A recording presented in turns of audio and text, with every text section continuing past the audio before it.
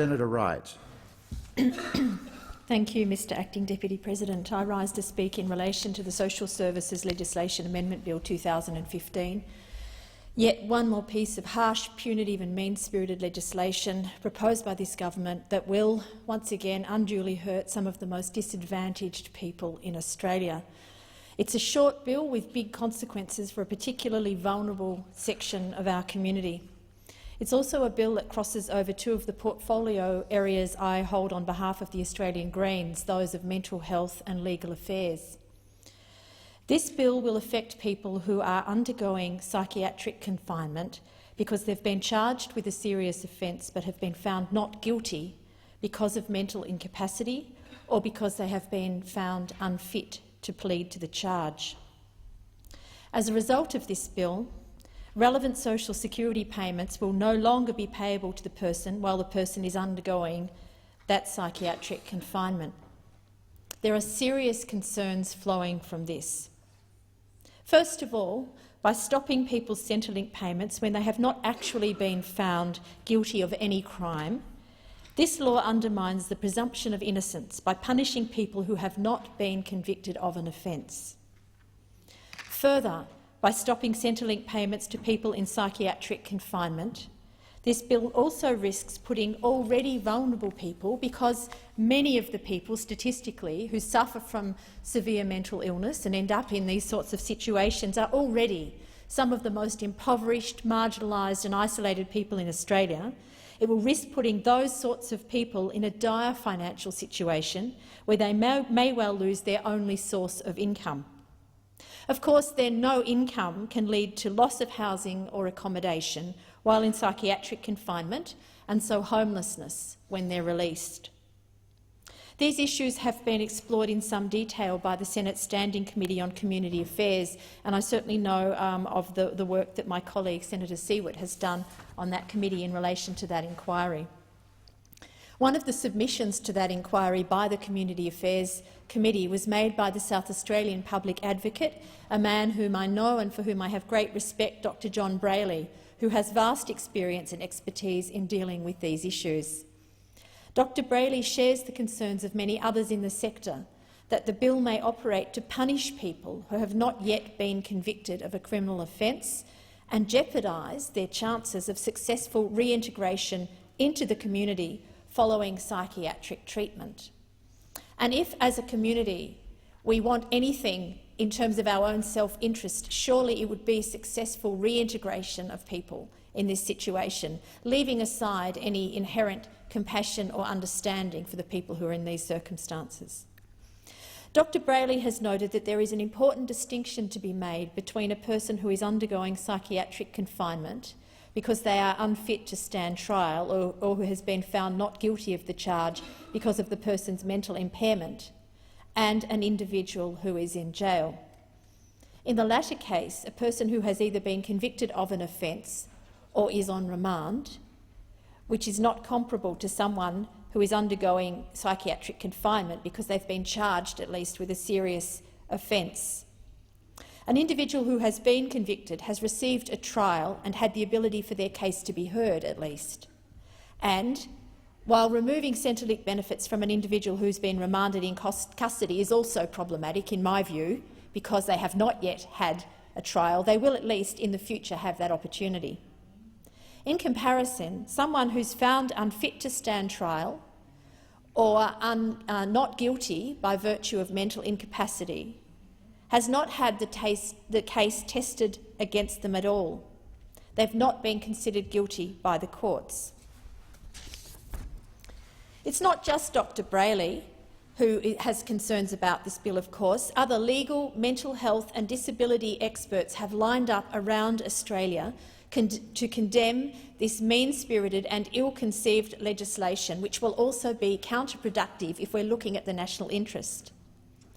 If we consider the very likely loss of accommodation that would stem from the loss of income while someone is in confinement or detention for a period of time, that's one issue, of course, but there's also the risk that this will lead to longer periods of detention anyway. So Mr Peter McGee of the Intellectual Disability Rights Service has pointed out that withdrawing payment from patients may lead to indefinite detention for people, for instance, with intellectual disabilities, because courts would be unlikely to release them into the community without stable housing. As he is quoted as saying, access to disability support pensions allows people to plan a way out of detention and back into the community.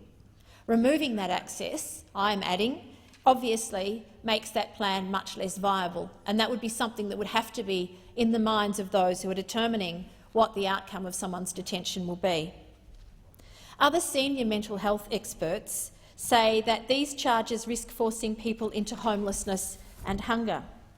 As reported in a thorough daily news article in South Australia by journalist Bensian Siebert on the 24th of March 2015, when these concerns were first being advanced, Dr Paul First, the Deputy Chair of the Royal Australian and New Zealand College of Psychiatrists, is quoted as saying, "Forensic patients are the patients who have been found not guilty of an offence. They require these funds for their lives after they're released from hospital." Dr First went on to say, "What you would see effectively is people going to court, getting released and having no savings, no money, no things for their home that they require, no fridge, no microwave, none of the things that we need to live a normal life in the community." He says these people, from an ethical point of view, should be entitled to their disability support pension. I'm alarmed to know that there will be significant effects on state governments' capacities to provide the rehabilitation and care that these vulnerable people need. In South Australia, particularly for instance, I know the South Australian government has said that this will cost state taxpayers in South Australia about $1 million per year in additional expenses, because much of a person's social security benefits goes towards an accommodation charge for state-run mental health institutions. And of course, this is at a time when billions have been pulled out of state health systems by the federal government in previous budget decisions. South Australian Health has said that these changes would impact on the quality of care for the majority of our forensic patients and increase the burden on the South Australian health system.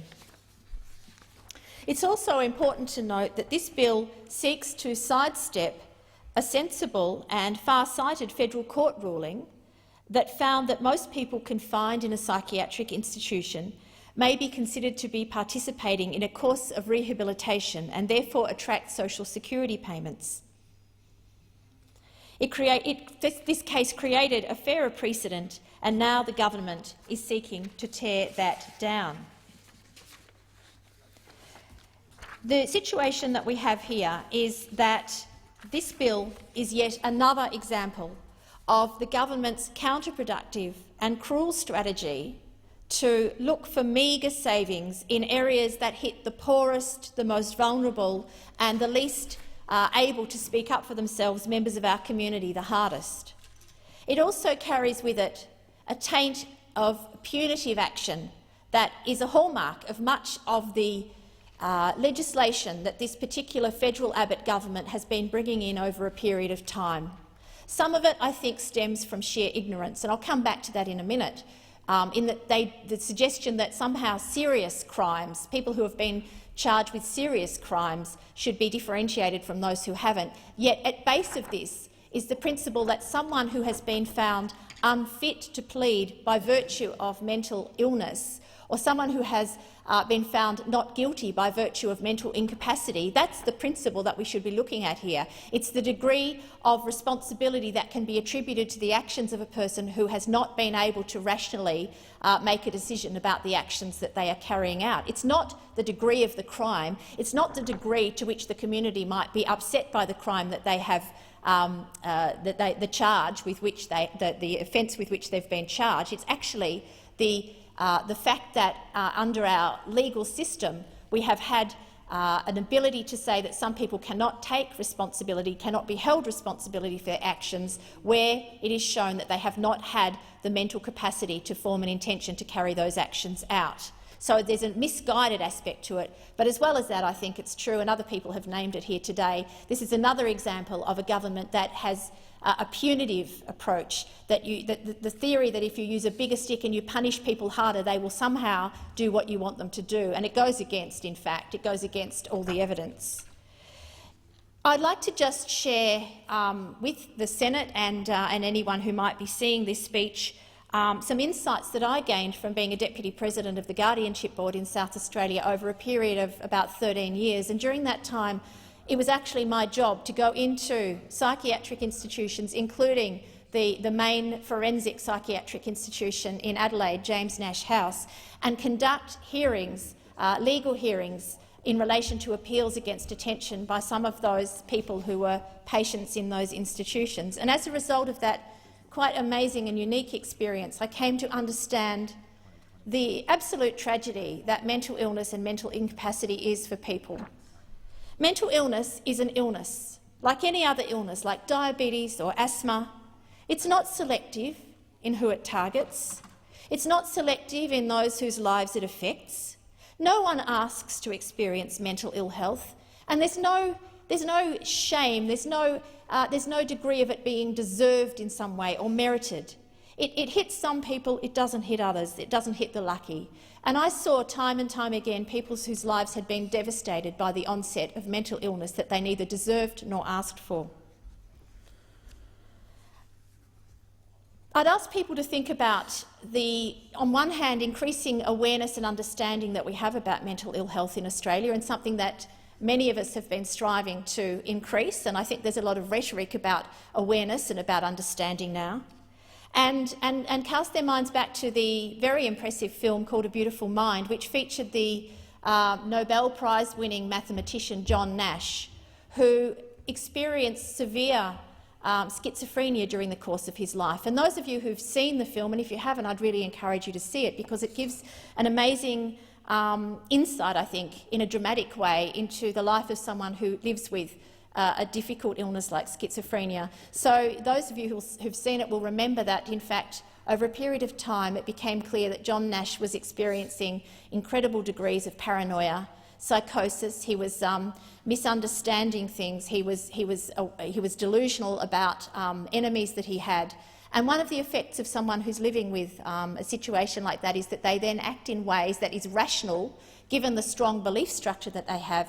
Unfortunately, that belief structure is informed by the illness that they have. So in terms, it's not actually reality, but for the person who is living that experience, it's absolutely a reality, and the way they behave, given that reality for them, is totally logical. That's often the kind of situation that results in people committing offences that are then subject to our criminal justice system. As I said, traditionally the law has understood that someone who is acting under the influence of a mental illness in that way cannot be held responsible for their actions in the way that someone who is acting in a rational way can be held responsible. And that's the reason that in some cases confinement or psychiatric detention and treatment is absolutely required. But it's also why we know that when that person leaves hospital, hopefully being able to be assisted and helped and treated and rehabilitated, we need to set up every condition possible to make sure that they can then be reintegrated into the community and start to fulfil their potential and live a participating life. We must remember that those in psychiatric confinement following criminal charges have rights. They are patients, not prisoners. They are human beings. They are affected by circumstances they didn't ask for and don't deserve. And we all have a shared interest in ensuring that they have the best possible chance of successful rehabilitation before release. We know that stable accommodation is one of the most important determinants of someone being able to recover from mental ill health and mental illness, and we also know that unstable accommodation or homelessness is one of the most important social determinants of people having poor mental health. Why would we agree to a system that will deprive people of the income support they need to be able to set them up with the best chance of being able to succeed when they finish their period of confinement and they return to the community? I'm very proud to say that the Australian Greens will not be supporting this legislation.